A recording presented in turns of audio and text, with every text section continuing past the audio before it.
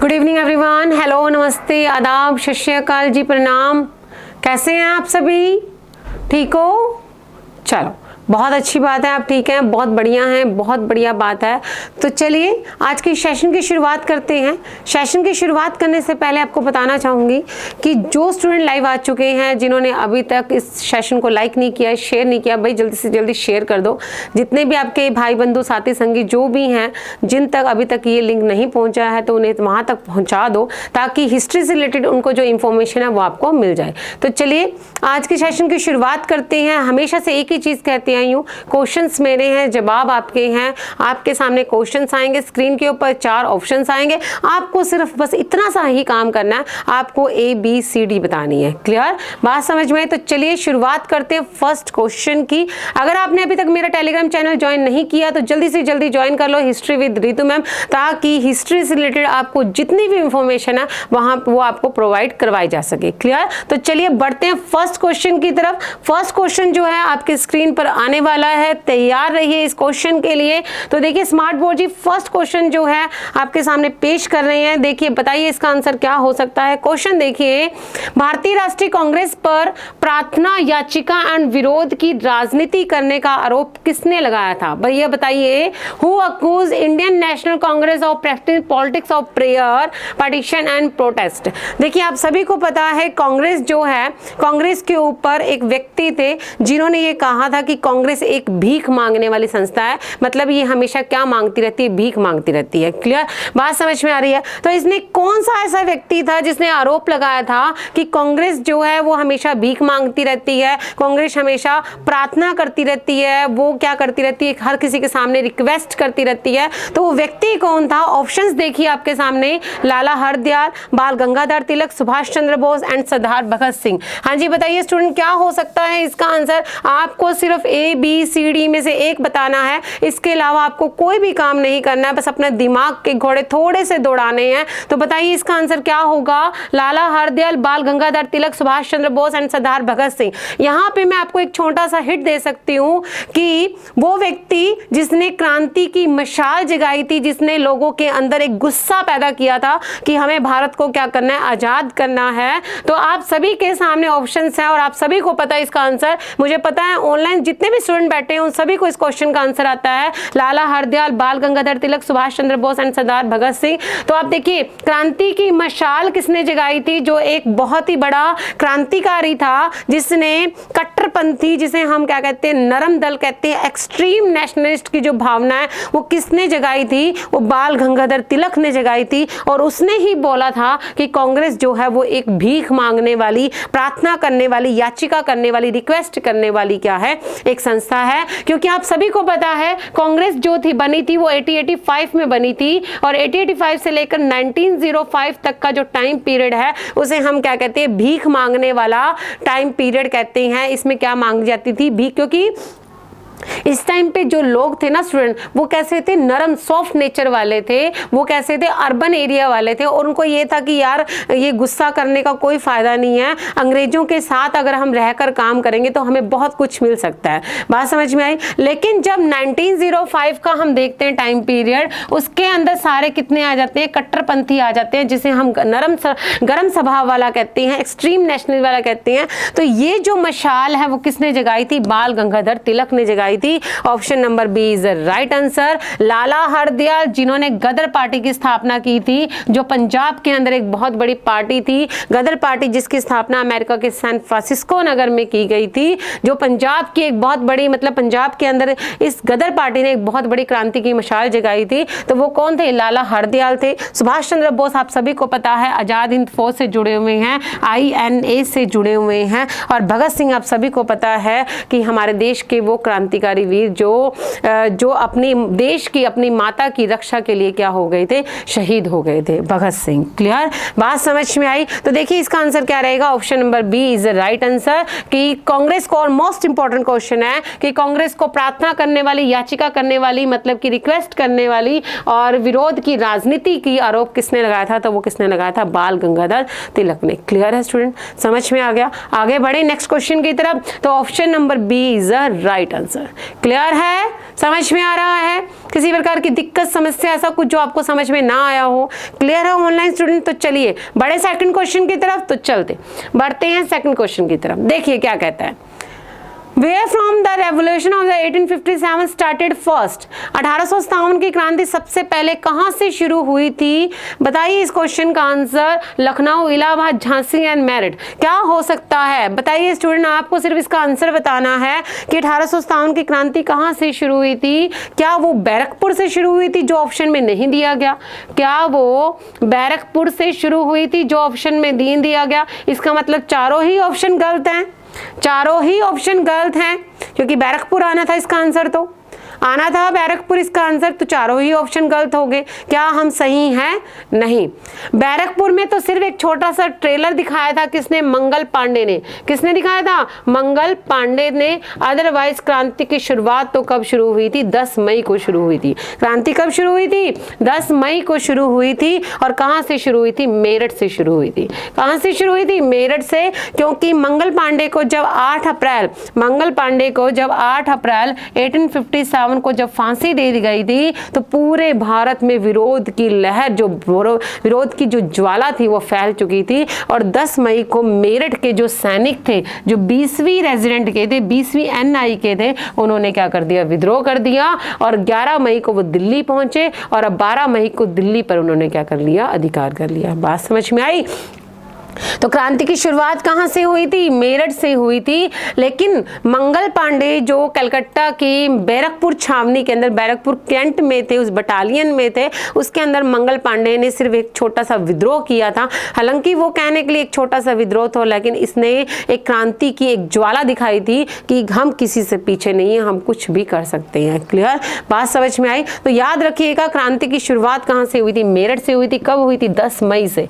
कब हुई थी? 10 मई से। हालांकि शुरू होनी थी 31 मई को, लेकिन शुरू हुई 10 मई को।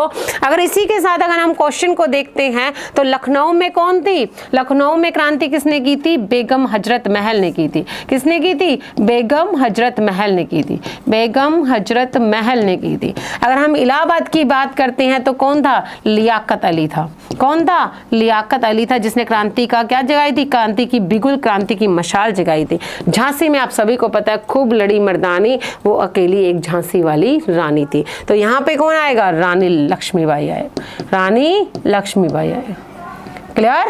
बात समझ में आ रही है? तो लखनऊ में कौन था? बेगम हजरत महल। इलाहाबाद में लियाकत अली। झांसी में रानी लक्ष्मीबाई। और मेरठ में क्रांति की शुरुआत किसने की थी? सैनिकों ने, 20वीं NI के रेजिडेंट के सैनिकों ने की थी। क्लियर? बात समझ में आई? तो क्वेश्चन का आंसर क्या रहेगा? Option number D. अगर आपसे पूछा जाता है झांसी के अंदर तो रानी लक्ष्मीबाई, इलाहाबाद में लियाकत अली एंड लखनऊ में Begum Hazrat Mahal. Option number C, option number D. Clear? समझ में आया?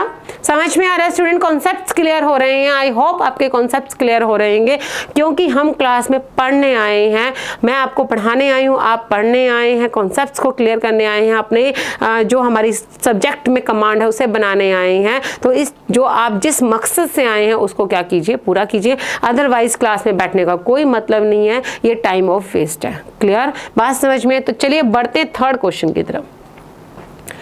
Which of the following shift his capital from the Murshidabad to Munger? निम्नलिखित में से किसने अपनी राजधानी मुर्शिदाबाद से मुंगेर ले गया था? कौन ले गया था? कौन ले गया था? क्वेश्चन बता, आंसर बताइए। कौन सा ऐसा व्यक्ति था जो अपनी राजधानी मुर्शिदाबाद से मुंगेर ले गया था? मैं आपको ये बता दूं, मुर्शिदाबाद कहाँ पे आता है? बंगाल में आता है। और जो मुंगेर आता है वो कहाँ पे आता है? बिहार में आता है। कहाँ पे आता है? बिहार में। अब कौन अपनी राजधानी बंगाल से बिहार ले गया था? आप बताइए इसका आंसर क्या हो सकता है? क्या हो सकता है स्टूडेंट? अलवर्दी खां, सिराजुद्दौला, जाफर और कासिम। आप सभी को नाम देखने से तो पता चल गया होगा कि ये बंगाल से रिलेटेड है, जहाँ पे प्लासी और बक्सर का युद्ध हुआ था। लेकिन आपको ये बताना है कि इसमें से कौन व्यक्ति ऐसा था जो अपनी राजधानी मुर्शिदाबाद से मुंगेर ले गया था। तो स्टूडेंट सुनिए आप लोग, अलीवर्दी खां को तो हम इसलिए नहीं ले सकते क्योंकि अलीवर्दी खां के टाइम पीरियड में अंग्रेजों का इतना वो नहीं था। जितना मुगलों का था, मराठों का था, लेकिन उस टाइम पे अंग्रेज़ों का इतना नहीं था। अलीवर्दी खां जो था वो बंगाल का एक नवाब था, ठीक है। अलीवर्दी खां के बाद में अलीवर्दी खां ने किसको बिठा दिया गद्दी पर? सिराजुद्दौला को बिठा दिया, जो इसका क्या था? नाती था, मतलब कि बेटी का क्या था? बेटा था सिराजुद्दौला। उसको क्या कर दिया? गद्दी पर बिठा दिया। लेकिन इस टाइम पे इसकी राजधानी क्या थी? मुर्शिदाबाद ही थी। और इस टाइम पे जो मुगल अधिकारी था उसका नाम क्या था? क्लाइव था, जिसके साथ इसका क्या हुआ था? प्लासी का युद्ध हुआ था। कौन सा युद्ध हुआ था? प्लासी का युद्ध हुआ था, बैटल ऑफ प्लासी, ठीक है। अब क्या हुआ? अंग्रेजों ने सिराजुद्दौला को मार दिया और सिराजुद्दौला की जगह किसको बिठा दिया? मीर जाफर को बिठा दिया। मीर जाफर जो था वो अंग्रेजों के हाथ की क्या था? कठपुतली था। जैसे जैसे अंग्रेज कहते थे वैसे वैसे मीर जाफर करता था। लेकिन एक हद तक, वो कहते हैं ना किसी चीज़ की अति होती है, किसी चीज़ की वो होती है कि एक हद तक काम किया जाए। तो मीर जाफर जो था वो अंग्रेजों की ये गुलामी करते करते क्या हो गया था? थक गया था। तो अंग्रेजों को लगा कि ये व्यक्ति जो ये बंदा है वो काम का नहीं रहा, क्यों ना इसके दामाद को क्या कर दिया जाए? गद्दी पर बिठा दिया जाए। तो मीर जाफर की जगह किसको गद्दी पर बिठा दिया गया? मीर कासिम को बिठा दिया गया। अब दामाद तो भाई दामाद है, जवाई तो जवाई है, वो तो इससे भी आगे निकला। मीर कासिम ने क्या किया? अंग्रेजों से बचने के लिए, कि अंग्रेजों के अंडर से बचने, गुलामी से बचने के लिए अपनी राजधानी कहां से ले गया? वो मुर्शिदाबाद से मुंगेर ले गया, ताकि वो अंग्रेजों से क्या रहा? बचा रहे।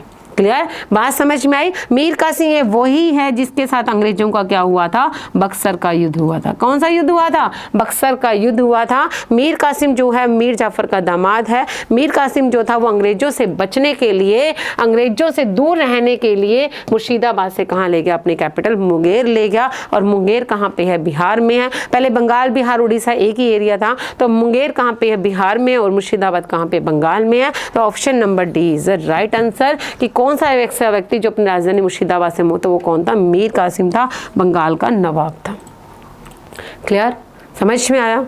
समझ में आया स्टूडेंट्स? आगे बढ़ें नेक्स्ट क्वेश्चन की तरफ। तो option number D is right answer. Student मैं आप सभी को एक चीज़ ही कहना चाहूँगी, बार बार एक ही चीज़ कहना चाहूँगी कि भाई पढ़ा करो, पढ़ा करो, पढ़ा करो। क्योंकि अगर आप लोग पढ़ते हो तो वो आप अपने लिए पढ़ते हो, अपने पैरों पे खड़े होने के लिए पढ़ते हो, अपने माँ बाप के लिए, एटलीस्ट अपने माँ बाप के लिए पढ़ लीजिए। क्योंकि वो बेचारे इतनी मेहनत करके आप लोगों को पढ़ा रहे हैं, इतना आपने कभी अगर इस चीज़ को गौर नहीं किया होगा तो कई बार क्या होता है, घर में कुछ पैसे हमारे पेरेंट्स के पास नहीं होते देने के लिए, लेकिन वो फिर भी हमें मजबूर होकर देते हैं, हमसे हमारे सामने बिना शो किए हुए देते हैं, ताकि तुम लोग जो हैं वो क्या रहो? खुश रहो और अपनी स्टडी करो, ताकि तुम लोग कल को अपने पैरों पे खड़े होकर हमारे थोड़ा बहुत हमारे काम आओ।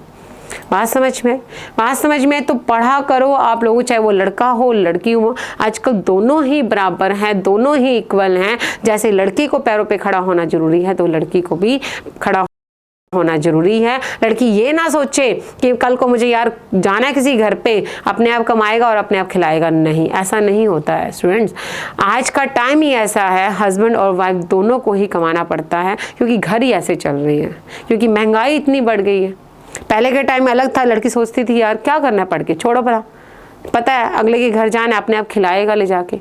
नहीं, आज का टाइम चेंज हो चुका है, दोनों हस्बैंड वाइफ इक्वल हैं। तो वैसे भी अपनी एक सेल्फ रिस्पेक्ट होती है, अपने पैरों पे खड़े हो, ताकि आप लोग बता सको कि हम भी इस दुनिया में कुछ मैटर रखते हैं।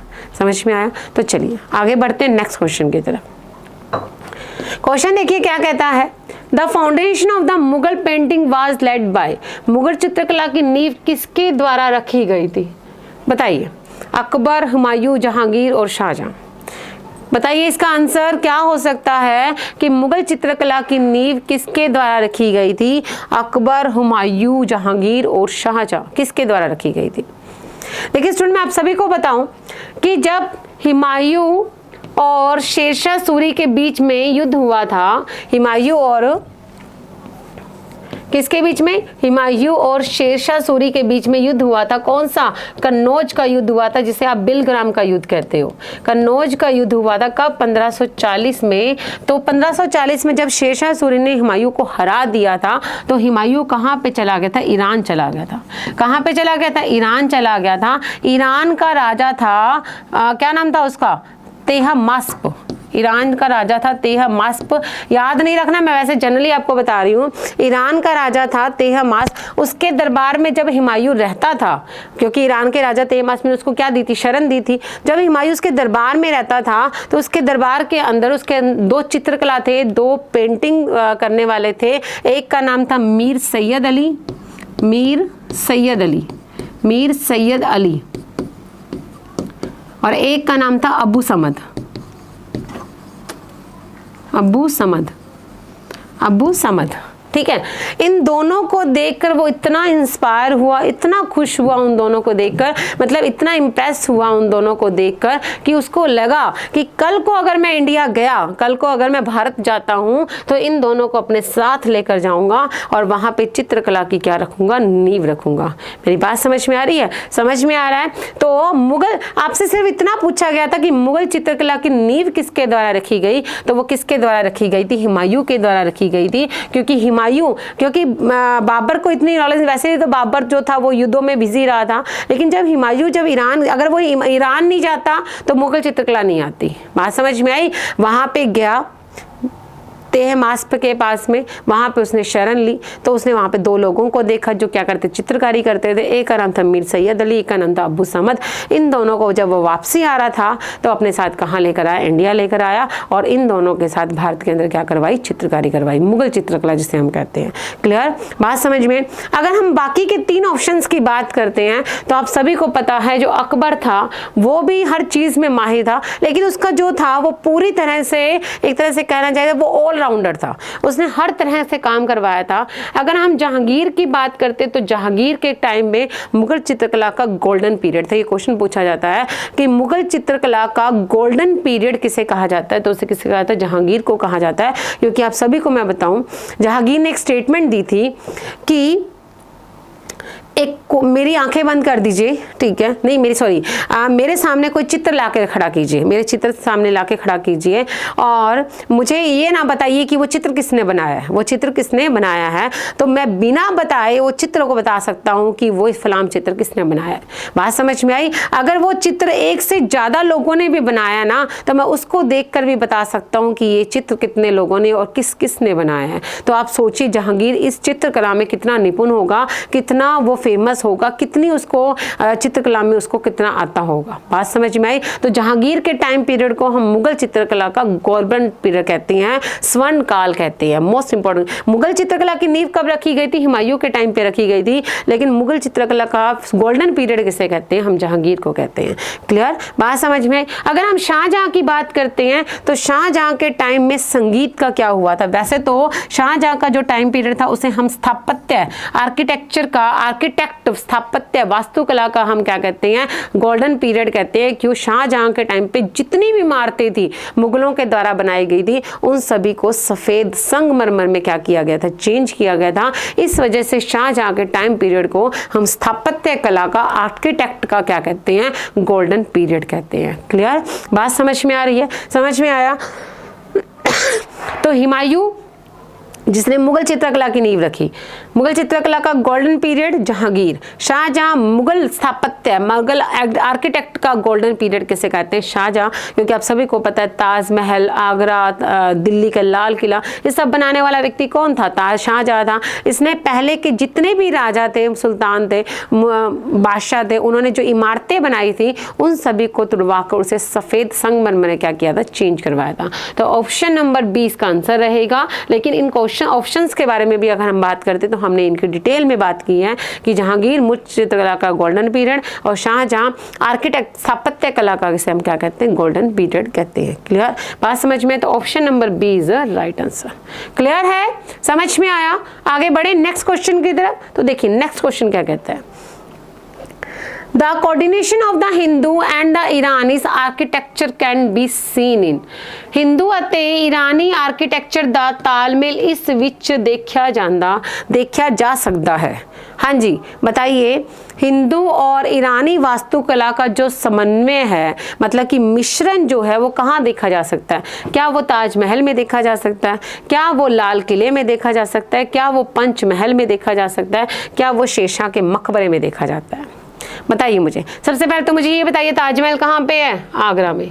हमारी कहने को ये एक प्रेम निशानी है, प्रेम प्रतीक है, लेकिन मैं ऐसा नहीं मानती हूँ कि ये प्रेम प्रतीक है, क्योंकि वो व्यक्ति जिसने अपने पत्नी के मरने के कुछ ही दिनों बाद में उसकी बहन से शादी कर ली, तो मैं इसे प्रेम का प्रतीक नहीं मानती। प्रेम वो होता है जो एक के प्रति समर्पित होता है, प्रेम वो नहीं होता जो हजारों के प्रति होता है। बात समझ में आई? क्योंकि आप अगर डीपली अगर पढ़ते हैं तो शाहजहां का इतना करैक्टरलेस था कि आप इमेजिनेशन भी नहीं कर सकते हो।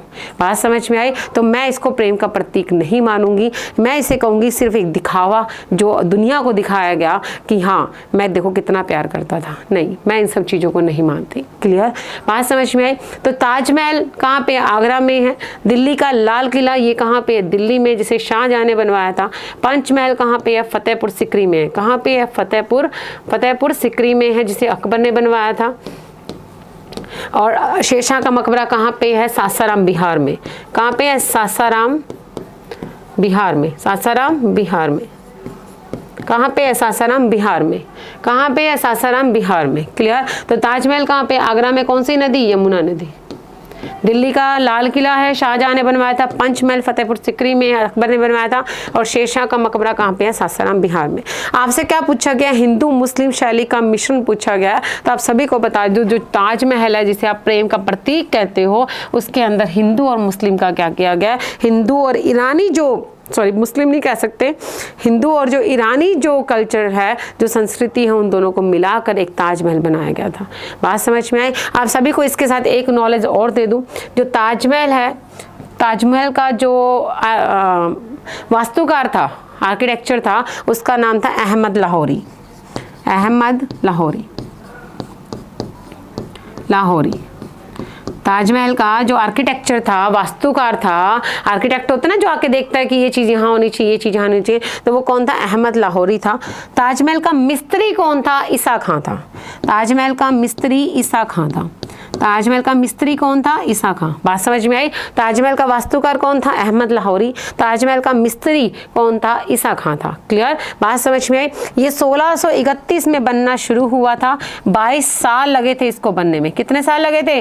22 साल लगे थे। और 1653 में बनकर ये खत्म हुआ था। कितने? 22 साल लगे थे। और कितने करोड़ रुपए लगे थे? 9 करोड़ लगे थे। कितने करोड़ लगे थे? 9 करोड़ लगे थे। बात समझ में आई कि इसका वास्तुकार कौन था? अहमद लाहौरी था। ईसा खां जो था वो इसका मिस्त्री था। 1631 में बनना शुरू हुआ, 1653 में 653 में बनकर खत्म हुआ। 22 साल लगे थे इसको बनने में। कितने करोड़ रुपए? 9 करोड़ रुपए की लागत से बना था। और ऐसा माना जाता है कि ये हुमायूं का जो मकबरा है उसकी नकल पर बना हुआ है। दिल्ली के अंदर हुमायूं का मकबरा है, उसकी नकल पर, दिल्ली में जो हुमायूं का मकबरा है उसकी नकल पर ताजमहल को बनाया गया था। क्लियर? बात समझ में आ गई? समझ में आया? क्लियर है? यहाँ तक पूरी तरह से संगमरमर से बनी हुई क्या ये इमारत है। यहाँ तक समझ में आया? तो हिंदू और मुस्लिम शैली, हिंदू और ईरानी शैली का जो मिश्रण है वो हमें कहाँ देखने को मिलता है? ताजमहल में। क्लियर है? समझ में आ गया? तो option number A is the right answer. समझ में आ रहा? ऑनलाइन क्लियर है? कॉन्सेप्ट्स क्लियर हो रहे हैं? अच्छा लग रहे हैं क्वेश्चन? तो चलो बहुत अच्छी बात है। जल्दी इस बात पर लाइक कर दीजिए। चलिए नेक्स्ट क्वेश्चन की बढ़ते हैं। Who was the commander of Rana Pratap army in the battle of Haldi Ghati? हाँ जी, हल्दी घाटी के बारे में आप सभी सुना होगा। हल्दी, मसाले वाली हल्दी। हाँ जी, हल्दी घाटी। देखिए इसके पीछे मैं आपको एक कहानी बताती हूँ। हल्दी घाटी, एक घाटी का मतलब होता है पहाड़, घाटी का मतलब पहाड़ी एरिया। उस पहाड़ी एरिया पे जो मिट्टी है ना उसका हल्का क्या है? पीला कलर है। हल्का क्या है? पीला कलर है। और जब धूप पड़ती है तो वो पूरी तरह से क्या हो जाती है? पीली हो जाती है। इस वजह से उसे क्या कहा जाता है? हल्दी घाटी कहा जाता है। ये कहाँ पे है? उदयपुर के राजसमंद में है। कहाँ पे है? उदयपुर के राजसमंद में। उदयपुर के राजसमंद में। उदयपुर के राजसमंद में। क्लियर? बात समझ में आई? अब पूछा गया है क्या? आपको पता है हल्दी घाटी का कब युद्ध हुआ था? 18 जून 1876, 1576। 18 जून 1576 किसके बीच में हुआ था?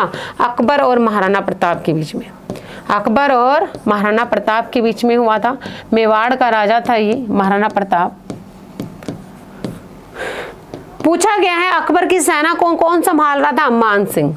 कौन संभाल रहा था? अम्मान सिंह। और महाराणा प्रताप की सेना को कौन संभाल रहा था भाई बताओ? अमर सिंह जो था वो महाराणा प्रताप का क्या था? बेटा था, तो ये नहीं है। महाराणा प्रताप के बेटे का नाम क्या था? अमर सिंह, तो ये तो है ही नहीं, सेनापति था वो तो। मान सिंह जो था वो यहाँ पे आ गया, अकबर की सेना को संभाल रहा था। शक्ति सिंह भी नहीं आएगा, बचा क्या? हकीम खां। हकीम खां जो था वो महाराणा प्रताप की सेना को संभाल रहा था, ये क्या था? कमांडर था हकीम खां। क्लियर? बात समझ में आ गई? हकीम मान गया, हकीम मान गया, हकीम मान गया हल्दी पीने के लिए। हकीम जो था वो मान गया हल्दी पीने के लिए। बात समझ में आ रही है? कौन मान गया? हकीम मान गया। किसके लिए? हल्दी के लिए। तो हकीम मान गया हल्दी के लिए, बात खत्म बस। तो महाराणा प्रताप की सेना का कमांडर कौन था? हकीम था। तो option number C is the right answer. Clear है? समझ में आया?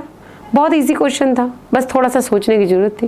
क्लियर है? हकीम किसके लिए मान गया? हल्दी के लिए मान गया। क्लियर है? तो option number C is the right answer. Next question देखिए। देखिए दो सूचियां दी गई हैं, आपको मिलान करना है, बहुत बस इतना मिलाना ही है, मिलाना ही है। मिला दो भाई जल्दी जल्दी। कैसे मिलाओगे? आपके सामने ये बुक्स दी गई हैं, इनके राइटर के नेम दिए गए हैं, आपको मिलाना है।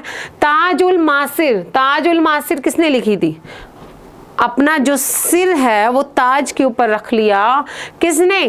किसने रख दिया? हंसते हंसते किसने रख लिया? अपना जो सिर था, अपना जो सिर था उस सिर के ऊपर क्या रख दिया? ताज रख दिया। और जब ताज रखते हैं तो हमें क्या आती है? हंसी आती है। क्या आती है? हंसी आती है। हमारे सिर के ऊपर अगर कोई ताज रख देगा तो हमें क्या आएगी? हंसी। खुशी होगी, खुशी होगी तो हमें क्या आएगी? हंसी आएगी। खुशी होगी तो हसन निजामी का ताजुल मासिर। बात समझ में आई कि हमारे सिर पर जब क्या रखा गया? ताज रखा गया तो हमें क्या हुई? खुशी हुई, हंसी आई। तो हसन निजामी का ताजुल मासिर। क्लियर? बात समझ में आई? नेक्स्ट है खजाइनुल फतू। खजाइनुल फतू अमीर खुसरो। अमीरों के पास में पैसे की क्या होती हैं? खजाना होता है। अमीरों के पास में पैसों का क्या होता है? खजाना होता है। क्लियर? होता है कि नहीं होता? बताओ भाई ऑनलाइन वाले, यहाँ पे कौन कौन अमीर है बताओ? किसके पास है पैसों का खजाना? है कि नहीं है? तो अमीरों के पास पैसों का क्या होता है? खजाना होता है। तो खजाइनुल फतू अमीर खुसरो। खजाइनुल फतू अमीर खुसरो। क्लियर? समझ में आ रहा है? क्लियर? तो अमीर खजाइनुल फतू की राइटर कौन है? अमीर खुसरो। और इस खजाइनुल फतू से हमें अलाउद्दीन खिलजी के जितने भी अभियान थे, चाहे वो नॉर्थ के थे, चाहे वो साउथ के थे, चाहे राजस्थान के थे, उन सभी अभियानों के बारे में हमें जानकारी मिलती है। नेक्स्ट तारीख मुबारक शाही। तारीख मुबारक शाही याहिया बिन अहमद सरहिंदी। याहिया बिन अहमद सरहिंदी।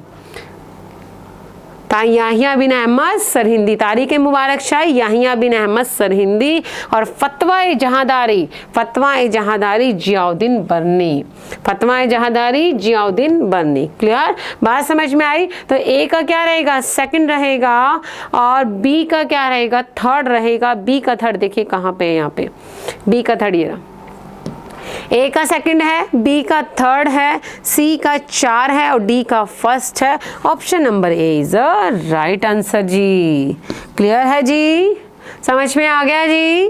बात समझ में आ गई जी? ताजुल मासिर, हसन निजामी, खजाइनुल फतू अमीरों के पास खजाना होता है, अमीर खुसरो, तारीख मुबारक शाही याहिया अहमद सरहिंदी और फतवा जहादारी तारीख जियाउद्दीन बर्नी। क्लियर है?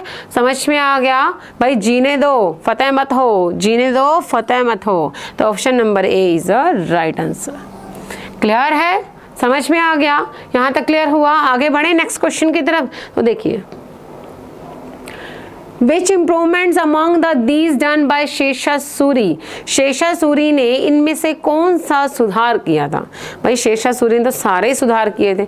अब मैं क्या क्या बताऊं उसकी विशेषताओं के बारे में? आप सभी को पता है कि शेषा सूरी तो बहुत एक काबिलियत एक शासक था। हालांकि उसका टाइम पीरियड बहुत कम रहा था, लेकिन उसने जितना भी टाइम शासन किया एक बहुत, चाहे वो सिर्फ युद्ध के एरिया में नहीं था, वो हर एरिया में बढ़िया था। आप सभी को इसका आंसर पता चल ही गया होगा, क्योंकि उसने राजस्व में भी क्या किया था? सुधार किया था। उसने रेयतवाड़ी व्यवस्था को लागू किया था। रेयतवाड़ी, जिसके अंदर किसानों से क्या था, सीधा लिंक था। उसने किसानों के लिए, कृषि के लिए क्या किए थे, बहुत काम किए थे। प्रशासनिक सुधार, उसने बहुत सारे ऐसे डिपार्टमेंट बनाए थे, जैसे गुप्तचर डिपार्टमेंट बनाया था, दरोगा डिपार्टमेंट बनाया था, तो ये भी उसके थे। बात समझ में आई। सैन्य सुधार, उसने सैन्य मतलब जितने भी योग्य व्यक्ति थे उन सभी को क्या किया था, नियुक्त किया था। मतलब ऐसा नहीं था कि कोई किसी व्यक्ति को उठाकर उसने सैन्य बना दिया, नहीं, उसने जितने भी, आप सभी को मैं एक चीज बताऊं, शेषा सूरी को अकबर का क्या कहा जाता है, अग्रगामी कहा जाता है। मतलब कि शेषा सूरी ने जितने भी काम किए थे उसे अकबर ने क्या किया था, फॉलो किया था। क्या किया था, फॉलो किया था। इस वजह से शेषा सूरी को अकबर का पूर्वगामी कहा जाता है कि अकबर ने जितने भी प्रशासन में अपना काम किए थे वो शेषा सूरी के जैसे किए थे। मतलब शेषा सूरी ने जितने भी काम किए थे उसे अकबर ने क्या किया था, फॉलो किया था। क्लियर, बात समझ में। सेना में क्या किया था, सुधार किया था। मुद्रा प्रणाली तो मैं भाई बहुत अच्छा सुधार किया था। इसने मोहर नाम का सिक्का चलाया था, रुपया नाम का चलाया था, चवन्नी अठन्नी, हम बोलते हैं ना चवन्नी अठन्नी, पहले के टाइम पे चलते थे, शायद आप लोगों को पता भी नहीं होगा। चवन्नी, अठन्नी, इकन्नी, दोकन्नी, ये सिक्के पहले चला करते थे कभी किसी जमाने में। इन सिक्कों को चलाने वाला व्यक्ति भी कौन था, शेषा सूरी था। तो चारों के चारों जो है वो इसके आंसर है। ऑल ऑफ द अबव इसका आंसर क्या रहेगा, आंसर रहेगा। क्लियर, बात समझ में आई। तो option number D is the right answer. Shesha Suri वैसे भी एक सफल शासक था। क्लियर, नेक्स्ट क्वेश्चन की तरफ बढ़ते हैं। स्टूडेंट देखिए, जो स्टूडेंट जिन्होंने अभी तक ऑनलाइन बैच नहीं लिया पीएस स्टेट का या ऑफलाइन नहीं लिया, जल्दी से जल्दी भाई ज्वाइन कर लो। किस चीज़ का वेट कर रहे हैं आप लोग, क्योंकि वक्त जो है वो हाथ से निकल जाता है, ऐसे मुट्ठी से ऐसे फिसल जाता है, हमें पता ही नहीं चलता। तो जल्दी से जल्दी इस बैच को ज्वाइन करो, जिसके चार्जेस जो हैं वो इस तरह से है। ज़्यादा जानकारी के लिए हमारा जो ऑफिशियल नंबर है 77101040, उस पर आप डायल कीजिए, आपको इस बैच से रिलेटेड सारी जानकारी मिल जाएगी। क्लियर, बात समझ में। आगे बढ़े नेक्स्ट क्वेश्चन की तरफ। तो नेक्स्ट क्वेश्चन देखिए क्या कहता है। भारत में लोहे के उपयोग का सबसे पहला साक्ष्य कहाँ से मिला है। लोहा पता है ना क्या होता है, लोहा पता है ना, आप सभी को पता है। लोहे का सबसे पहला एग्जाम्पल एविडेंस कहाँ से मिला था, लोहे का सबसे पहला एविडेंस आप सभी को पता है कहाँ से मिला था, बताओ कहाँ से मिला था। तक्षशिला, अंतरंजी-खेड़ा, कौशाम्बी, हसनापुर, कहाँ से मिला था। तो मैं आप सभी को बता दूं, यूपी के एटा जिले के अंतरंजी-खेड़ा गांव से। कब, 1000 BC में। कहने का मतलब ये है कि सिंधु घाटी जब हम पढ़ते हैं, इंडस सिविलाइजेशन पढ़ते हैं, तो हमें लोहे की जानकारी नहीं थी। जब हम वैदिक सभ्यता पढ़ते हैं, वैदिक सिविलाइजेशन पढ़ते हैं, जब हम वैदिक सभ्यता को 2 पार्ट्स में डिवाइड करते हैं, ऋग वैदिक काल और उत्तर वैदिक काल, तो ऋग वैदिक काल में भी हमें लोहे की जानकारी नहीं थी। हमें सिर्फ उत्तर वैदिक काल में लोहे की जानकारी थी, क्योंकि उत्तर वैदिक काल का टाइम पीरियड शुरू होता है 1000 से 600 BC या 500 BC। बात समझ में आई। तो यूपी के अंतरंजी-खेड़ा गांव से हमें क्या मिले, लोहे के एविडेंस मिले हैं, लोहे का सबूत मिला है। तो लोहे की खोज कहाँ पे हुई थी, यूपी के अंतरंजी-खेड़ा गांव में। Most most most most important question. Clear, बात समझ में आई। भारत की पहली यूनिवर्सिटी तक्षशिला यूनिवर्सिटी, भारत की पहली यूनिवर्सिटी तक्षशिला यूनिवर्सिटी। क्लियर, बात समझ में आई। महाभारत का युद्ध हस्तिनापुर, महाभारत का युद्ध हस्तिनापुर। क्लियर, बात समझ में। तो option number B is the right answer. आगे बढ़ें, नेक्स्ट देखिए। Which one of the following was not a Jain Tirthankar. इनमें से जैन तीर्थंकर कौन नहीं है भाई। बहुत इजी क्वेश्चन था भाई ये तो, मतलब इतना बढ़िया क्वेश्चन आया, क्योंकि आप सभी को पता है कि कितने तीर्थंकर हैं, 24 तीर्थंकर हैं। आपको सिर्फ इतना बताना है कि इनमें से कौन सा जैन तीर्थंकर नहीं था। तो आप देखिए, चंद्रप्रभु जो थे, जैन में जो 24 तीर्थंकर थे उसमें से 8वें तीर्थंकर कौन थे, चंद्रप्रभु थे। क्लियर, नेमिनाथ जो थे वो कौन से थे, 21वें तीर्थंकर थे। कौन से थे, 21वें तीर्थंकर थे। और जो संभवनाथ थे वो कौन से थे, 3rd तीर्थंकर थे। कौन से थे, 3rd तीर्थंकर थे। तो बचा क्या, नाथ मुनि। बचा क्या, Nath Muni. Option number B is the right answer. आप सभी को पता है तीर्थंकर का मतलब क्या होता है, इस दुनिया से, इस भव सागर से, इस मोह माया से, इस दुनिया के जाल से पार कराने वाला, मतलब एक नाव की तरह। तीर्थंकर क्या, एक नाव है जो हमें इस दुनिया के मोह माया से क्या करवाती है, एक किनारे से दूसरे किनारे पर लेके जाती है। बात समझ में आई। तो कितने तीर्थंकर हैं, 24 तीर्थंकर हैं। इसमें चंद्रप्रभु 8वें हैं, याद रखिएगा। नेमिनाथ 21वें हैं और संभवनाथ नाथ कौन से थर्ड हैं, बचा क्या नाथ मुनि। नाथ मुनि जो है जैन धर्म के अंदर कोई भी तीर्थंकर नहीं है। क्लियर, बात समझ में आई? समझ में आया तो option number B is the right answer. इसी के साथ यूजीसी नेट का बैच भाई रिकॉर्डेड बैच स्टार्ट हो चुका है। बहुत बार कहती आई हूँ, अभी भी कह रही हूँ, जो बच्चे प्रोफेसर बनना चाहते हैं, लेक्चरर बनना चाहते हैं, जिनका एग्ज़ाम है अब जून के महीने में, तो जल्दी से जल्दी इस बैच को ज्वाइन करो ताकि आप प्रोफेसर बने, लेक्चरर बने, अपने पैरों पर खड़े हों, बच्चों को कॉलेज के बच्चों को पढ़ाएं, एक पदवी धारण करें कि हम एक प्रोफेसर हैं, लेक्चरर हैं। तो जल्दी से जल्दी इस बैच को ज्वाइन कीजिए। इसी के साथ आज की क्लास में इतना ही। Thank you so much. अगर आपने अभी तक मेरा टेलीग्राम चैनल नहीं ज्वाइन किया तो जल्दी से जल्दी ज्वाइन कर लीजिए, जिसका नाम है हिस्ट्री दितू मैम। आपको वहाँ पर हिस्ट्री से रिलेटेड सारी जानकारी मिल जाएगी। और हमेशा एक चीज़ कहती आई हूँ, अगर आप लोगों को किसी भी क्वेश्चन में डाउट होता है, आप लोगों को किसी भी रिगार्डिंग, कुछ भी, मतलब जरूरी नहीं है सब्जेक्ट के रिगार्डिंग, अगर कुछ भी आप लोगों को लगता है कि मैम हमें कोई चीज़, हमें एडवाइस दे सकते हैं, हमें सलाह मशवरा दे सकते हैं, तो आप लोग मुझे टेलीग्राम चैनल पे मैसेज भी कर सकते हैं। आप लोगों को मैं बहुत ही, मतलब एक एज ए फ्रेंड, आप मुझे एक फ्रेंड की तरह समझ सकते हो और मैं आपको एज ए फ्रेंड मैं आपको एडवाइस दे सकती हूँ।